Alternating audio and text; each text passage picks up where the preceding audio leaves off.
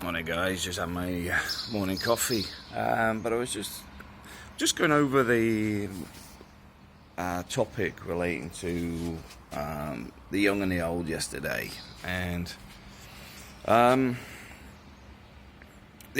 funny thing is there were some topics that were brought up, and I do think it's relevant to the point I thought. This morning I'll do another video on it, because it is true relating to the way that older guys, once they get through a certain level, are quite happy to be on their own. And somebody brought up, well, a lot of women do the same, but at the same time mention the midlife crisis. Well, you've just reinforced why a lot of guys shouldn't get married in the first place. But also, it's not...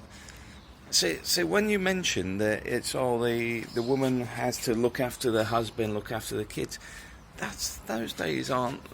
Most women ain't in those relationships anymore. They haven't been for a long time. Also, that's changed over time. I mean, I'm not being funny. When I was a kid, my mother used to peel the potatoes. My mother used to do a lot of things that were like hand washing, and she'd have a double spin dryer and what do you call it, a twin tub washing machine. It was a lot harder. These days, I mean, I've got to admit, I don't watch that much TV, but you see people living on microwave meals. You want potatoes, they come in a bloody frozen pack for a lot of people. The whole point is they're not putting the same amount of hours that my mother would have done. And I've got to say, when people go, oh, well, they need time for themselves, there's nothing stopping anybody doing the stuff they want. A lot of the time it's how they manage their time, and it's very easy to blame somebody else for their own choices. And that's what goes on. As I've mentioned, you mentioned about the high suicide rate relating to divorced men. Of course there is. Of course there is. Because they build up assets and everything as a family unit. They build up a responsible environment where they've created the family home, they've financed everything, they've had kids with their wife. Now, this is based on a traditional marriage that the woman stayed at home.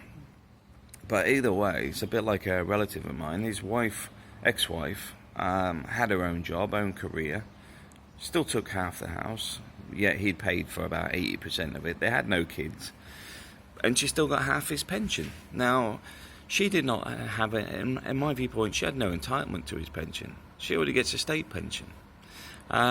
He worked in the nuclear industry, and all it is it's a good pension. That's all it is. It's just like, well, she can get some more money out of him. She's had half of everything already. She didn't put half in. She didn't work in a nuclear power plant. She worked in care homes and stuff like that. That's a career choice. It doesn't mean you're entitled to the same level of lifestyle that you've become accustomed to. And that's where this is all wrong, because he put the more effort in, wage-wise and education-wise. She potted around doing the care work and stuff, and as far as I'm aware, she's still doing her NVQs, which, I'm not being funny, a 17-year-old would do them in about 2 years and normally do. So the point is, she's still in education that 17-year-old would have been doing, but she's already at retirement age. So why should she get the same pay? There's nothing stopping her working. She just decided not to.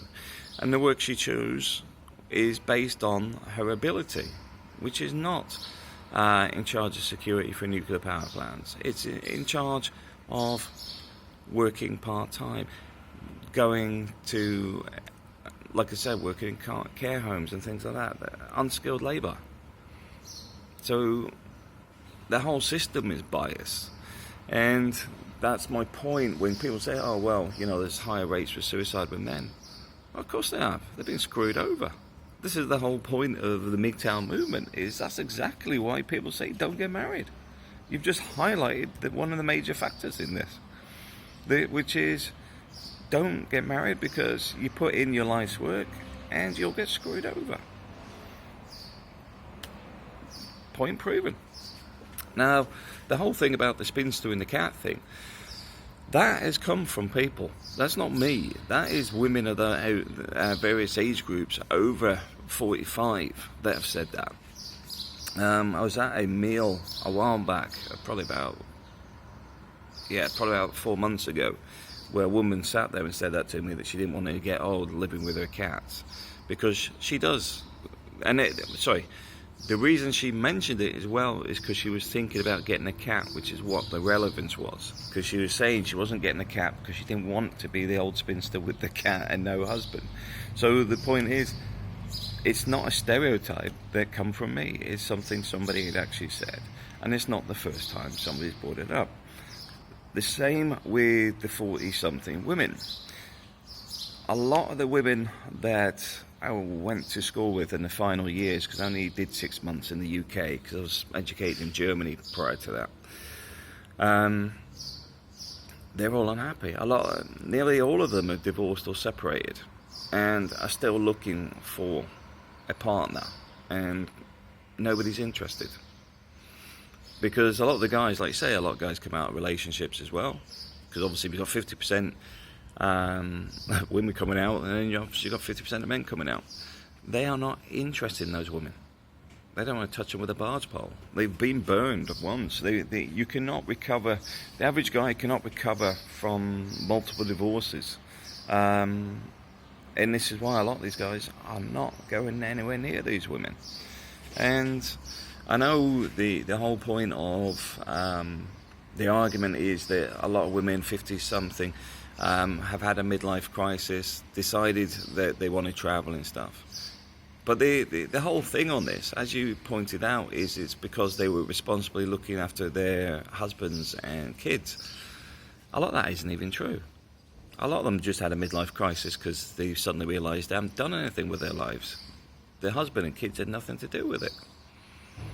And I've seen enough of that. I've seen enough of self-centered women just dumping everything and just walking out, and it's suddenly that the husband's a bad husband because of this, or they feel trapped. They're basically fighting traditional marriage. That's it. It's not about they've been such a fantastic mother or whatever, put up on a pedestal. A lot of the time they haven't. A lot of the time they haven't. The maths teacher I brought up before at a private school, he's a prime example. He wasn't married that long, but his ex-wife took him for, I think it was 14 of his 16 houses. At the same time, the reason they had to give up extra houses was in exchange for the children, because she didn't want the 3 kids. She just wanted the houses. She wanted the money, and she was quite happy to trade a house per child. That's a good mothering feeling, isn't it? Now, you may think I'm sort of being aggressive with you on this, but it's not. It's just the reality of things. It's just the way it is. There is a lot of good women out there, and the point is, you may be from that opinion, and you may actually be one of those women that have been worth the time and effort and in a committed relationship, etc. But the problem you get is a lot of people are not. In fact, there is so many support mechanisms to say that if you're a bad female, then it's not your fault. And as you pointed out yourself, the first thing you said was that this woman, and I'll just say as a woman, had looked after her husband and child, and then had some sort of midlife crisis because she wanted to travel, etc. Because that's the assumption she had looked after the family unit. A lot of them never do. A lot of them are self-centered all the time. I mean, so I try not to get into my ex too much, but with her, everything revolved around herself predominantly. And it's a bit like decorating the house. It was a case of, want your opinion, but it would end up back to her opinion anyway, so there's no point even going on that one. And that was the thing. It was done to suit herself.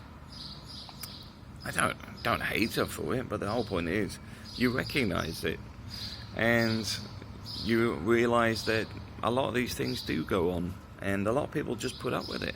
But they then can't sit there and say, well, I'm trapped or whatever. They create their own environment themselves. Nobody did it to them. Thanks for watching.